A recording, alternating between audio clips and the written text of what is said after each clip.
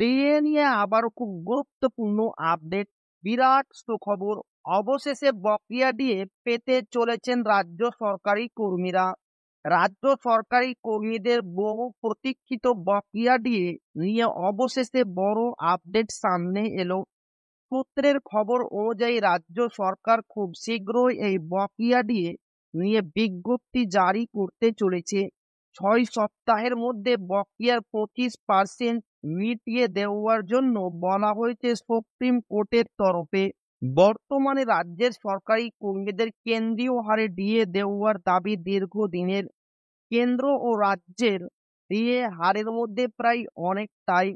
তবে এবার সূত্র মারফত জানা যাচ্ছে সরকারের তরফে এই বকেয়া ডিএ কিছুটা হলেও মেটানো হবে।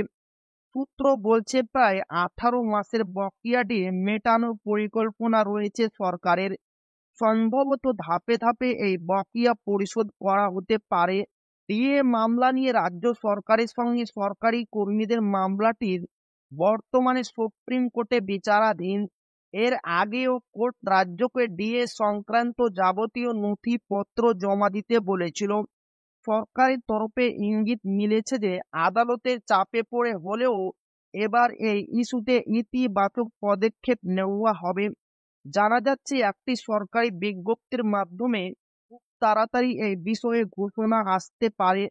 যদিও রাজ্য সরকার ধাপে ধাপে বকেয়া পরিশোধের পরিকল্পনা করছে, তবে কর্মীদের একাংশের দাবি কেন্দ্রীয় হারে ডিএ কার্যকর করতে হবে এবং সেই অনুযায়ী ভবিষ্যতে নিয়মিত ডিএ বৃদ্ধি করতে হবে। আর এবার দেখার যে এই 25% ভাতা কবে পাওয়া যায় এবং তারপরে আরো ভাতার বিষয়ে আপডেট দেওয়া হবে। বকেয়া ডিএ নিয়ে রাজ্য সরকারি কর্মীদের দীর্ঘ প্রতীক্ষার অবসান ঘটতে চলেছে। সরকারি সূত্রে পাওয়া তথ্য অনুযায়ী খুব শীঘ্রই এই বিষয়ে একটি বিস্তারিত বিজ্ঞপ্তি প্রকাশ পাবে এবং কর্মীরা হাতে পেতে পারেন বহু দিনের প্রাপ্য ডিএ। এই খবরে কর্মীদের মুখে হাসি ফিরলেও এখন সকলের চোখ রয়েছে সরকারি ঘোষণার দিকেই।